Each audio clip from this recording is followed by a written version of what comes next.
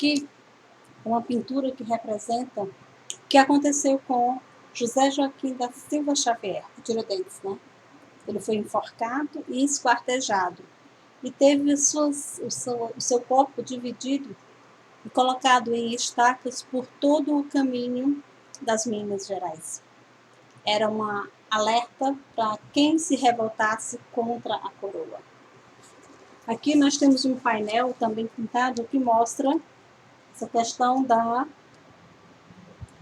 de Tiradentes, né? Isso aqui é uma representação de como ele ficou, a morte dele, e o esquartejamento e ele espalhado pelos vários caminhos das Minas, justamente para que outros não tivessem a ideia, a petulância de se revoltar contra a coroa.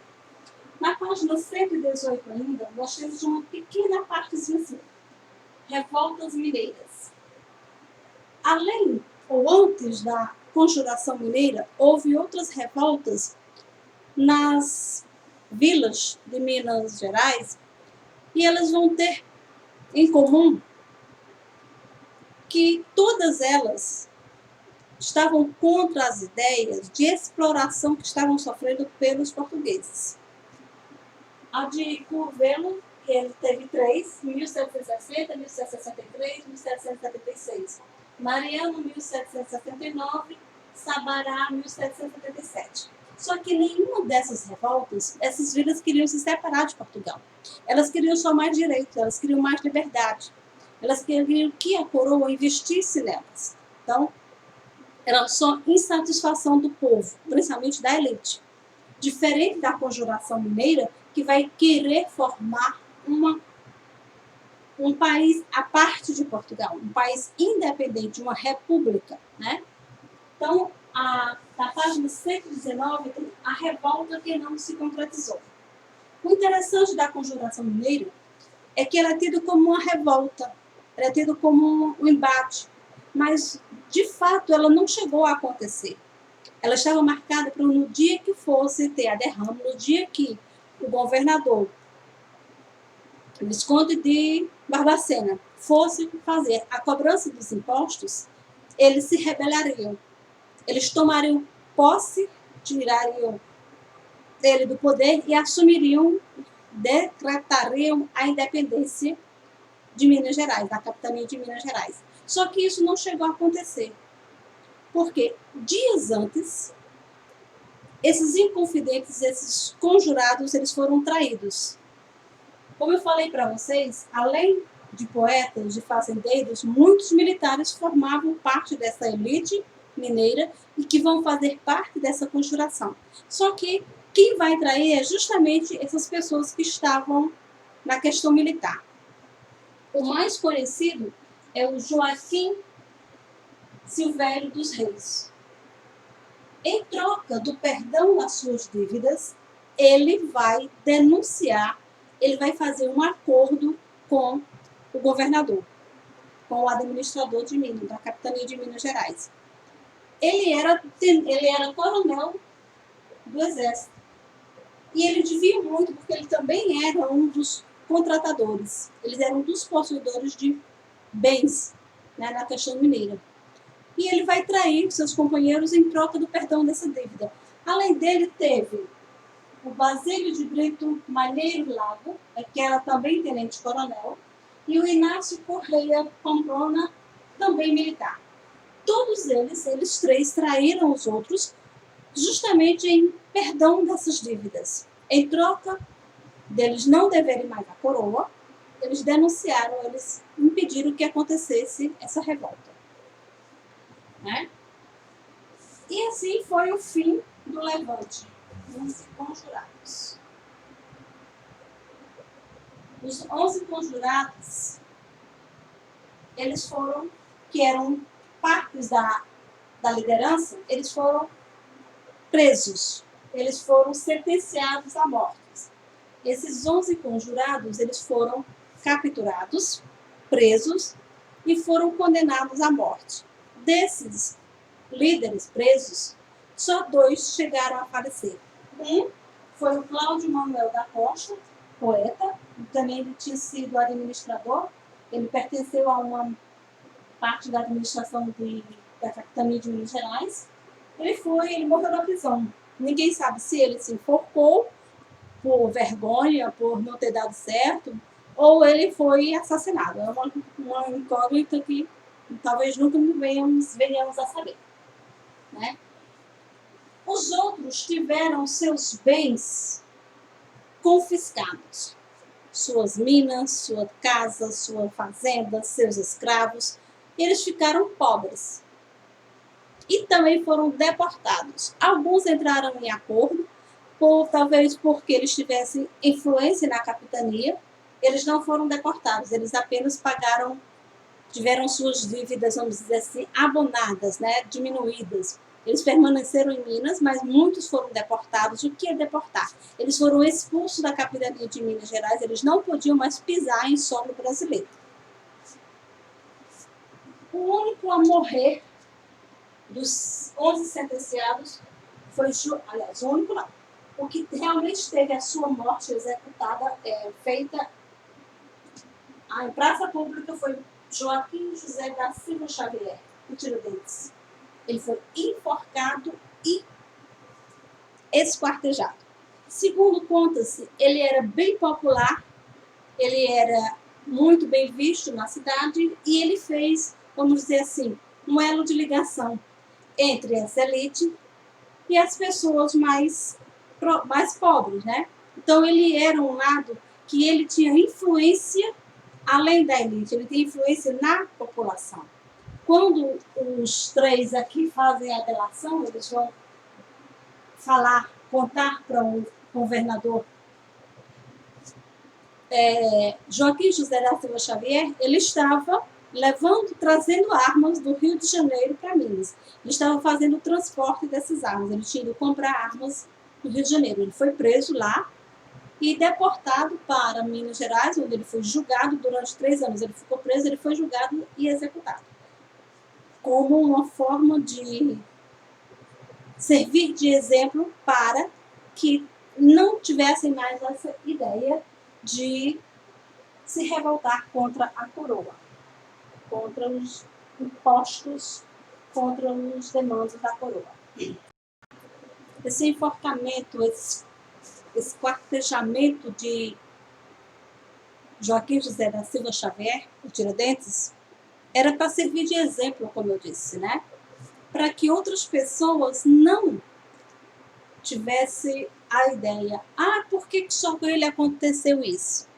Existe a teoria, existe a ideia de que ele era muito próximo às camadas populares, ele fazia parte do militar, mas não era numa patente muito alta, ele não era um coronel, nem um general, nessas coisas, e como ele também era, Tiradentes, um tipo de dentista, ele tinha muito contato com a população, as pessoas pobres.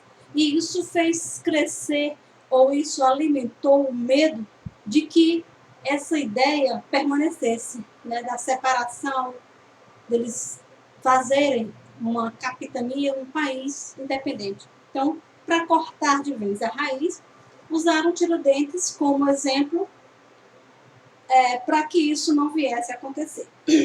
Nessa mesma página, tem na mesma página 119, o apoio das mulheres. Interessante no livro de vocês é que realmente a questão feminina ela é muito esquecida. Vocês vão ler e alguém vai dizer, professora, só foi isso, elas só fizeram isso é tão pouco. Naquela época não era não. Na época em que a mulher era uma extensão do marido, não tinha vontade própria, era tido como um objeto, como uma demente, que não sabia pensar. Muitos não sabiam nem ler nem escrever, né? Às vezes tinham menos valor para o marido do que um escravo. Então, uma mulher fazer o que essas duas aí fez, para nós, hoje, é nada. Mas para a época delas foi muito. Elas tiveram uma coragem que muitos não tiveram, né? A Hipólita Jacinta Teixeira, ela era esposa do Francisco Antônio, um dos líderes da revolta, né? Dessa confederação, dessa conjuração, perdão. Em maio de 1789, ela escreveu para o marido dizendo que Tiradentes, né, que Joaquim José da Silva Xavier tinha sido preso no Rio de Janeiro e que ele tivesse cuidado. E também chegou a queimar a correspondência do marido, uma carta onde ele também era um dos delatores. Uma mulher ter o conhecimento que ela tinha sobre o que estava acontecendo era muito difícil. Então, talvez por o marido dela ser um estudioso, ou o marido ser uma pessoa que tinha os princípios, as ideias, comungavam, né, com as ideias iluministas de igualdade, talvez ele tivesse nela uma pessoa de confiança. Tanto que ela chega a queimar uma carta dele, onde ele denuncia os colegas, os outros confidentes, para ter também sua dívida perdoada. Talvez por ela não concordar com a ideia dele, por ela também querer uma Minas Gerais livre, ela tenha feito isso, ou com medo de uma represália maior, ninguém sabe. Mas ela teve uma atitude que ia em desacordo com o papel feminino naquela época. A Bárbara Eleodora Guilhermina da Silveira, nome grande, né? Ela era esposa do advogado e poeta Alvarenga Peixoto. Como eu falei para vocês, esses homens, eles eram estudados, eles tinham saído daqui do Brasil, tinham ido para a Europa, tinham feito faculdades, tinham conhecimentos, ideias, né? E Alvarenga Peixoto, além de ser um poeta, ele era advogado, ele sabia das leis. Quando eles são delatados, quando eles perdem tudo, perdem todos os bens. E ela vai agir, não sei, só se talvez a gente pudesse fazer uma pesquisa mais aprofundada, mas ela vai conseguir recuperar parte desse patrimônio. Eles deviam ter muitas coisas, ela consegue recuperar. Ele estava preso, ou tinha sido deportado, tinha sido colocado para fora de Minas Gerais, para fora do Brasil, e ela vai conseguir de volta esse patrimônio e vai administrar. Ela vai cuidar, ela vai tomar conta desse patrimônio e vai ter sucesso e vai ser bem sucedido e vai conseguir manter, né, a sua família sem que eles passem tantas necessidades. Então, é uma coisa que naquela época era uma em um milhão. Então, essas duas mulheres foram destacadas aqui porque elas vão contra as ideias do tempo delas. É pouco para a gente? Para elas foi muito, elas tiveram que ter uma coragem imensa, né? A questão de administrar, de prover a sua família, né? De ser o chefe naquela época, não existia, né? O homem era o dono, era o senhor. Então, a Bárbara Eleodora, ela vai ter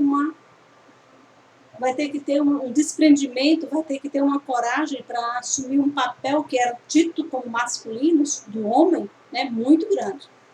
E na página 119 de vocês também tem Joaquim José da Silva Xavier, o Tiradentes. Durante o texto todo vem falando das ideias que vão sendo criadas em torno desse personagem. O porquê que ele foi o único a ser morto, a ter a sentença realmente feita, porquê que ele foi esquartejado. Né? Então, vários estudiosos, historiadores, eles vão colocando as suas ideias. Né? Isso aconteceu em 1788, né? Conjuração Mineira, ou Inconfidência Mineira. E ele vai se tornar um mito. Por quê? Porque as pessoas vão começar a criar em volta de Tiradentes ideologias, vão pregar talvez o que ele nem queria, porque veja bem, na Conjuração Mineira eles queriam uma Minas Gerais república, independente, não fazer parte do Império Português. Queriam universidades. Eles queriam, né, como é que chama?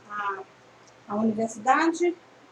Nossa, eu esqueci as pretensões. Vão fundar uma universidade, criar manufaturas, quer dizer, criar fábricas, mas eles não queriam o fim da escravidão. O fim da escravidão, eles não tinham como ideologia. Por quê? Porque estava impregnado neles que a mão de obra tinha que ser escrava, eles não tinham que gastar, porque eles já tinham comprado aquele ser humano, aquela peça. Não era um ser humano, era uma peça. Esses homens, né, eles não viam o negro como uma pessoa, era uma peça. Eles não tinham essa questão, talvez nem todos, mas a maioria, de que o negro poderia contribuir com o trabalho sem ser escravo. Eles não tinham a consideração pelo negro, pelo escravo, como ser humano, né? Então, eles não viam também uma forma de trabalho que não fosse a escrava. Conhecer, eles conheciam, mas eles não viam lucro. Eles não queriam ver que se esses homens e essas mulheres eles fossem libertos, eles trabalhassem, eles iam produzir muito mais. Era uma ideologia preconceituosa, exclusivista, e que não fazia parte das ideias da Conjuração Mineira a libertação desses escravos, né? Então, Tiradentes, ao pouco, ele vai sendo criado em volta dele histórias, ideologias, né? No século XIX, na proclamação da República, em 1788, ele vai ser um herói. O Brasil, ele tinha necessidade, naquela época, de encontrar uma pessoa que unisse aquele território, que unisse as ideias para que aquela república fosse concretizada. Aqui, eles tinham a ideia de uma república na capitania de Minas, mas essa ideia de república, ela foi estendida para todo o território brasileiro. E eles usaram essa morte de Tiradentes, né, como o ideal de uma república, morrer pelo seu ideal. Então, era um herói. No século XX, em 1765, vão transformar mais ainda essa ideologia de herói de Tiradentes. Ele vai se tornar o patrono cívico, aquele cidadão que doou a vida, que deu a vida por um ideal, por um país independente. Não era um país, era a capitania de Minas. Mas eles inverteram, eles fizeram essa criação de que ele estava lutando por um Brasil independente, livre de Portugal. Então, essa ideologia de que ele era um herói foi mais fundamentada nessa lei 4.897, de 9 de dezembro de 1965. Para outros, Tiradentes ainda tinha uma visão de mártir, de sacrifício, que ele se sacrificou, né, pelos seus ideais por aquele povo. Inclusive, tem no relato aqui do livro que vão comparar, né, a morte de Tiradentes com a morte de Jesus Cristo.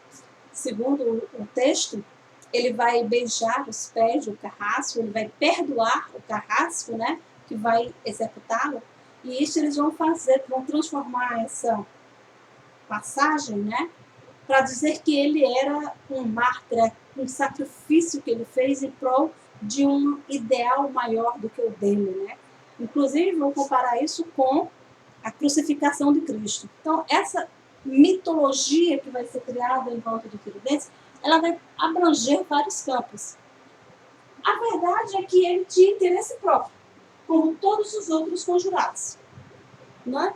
O interesse era financeiro. O interesse era melhorias para ele, sim, talvez para os outros também. Né? Talvez ele fosse um dos que tivesse a ideologia de que essa república ela conseguisse melhorar a vida do povo mineiro. Né? Então, essas ideias elas vão ser alimentadas e vão ser transformadas para se criar um herói nacional, um herói brasileiro.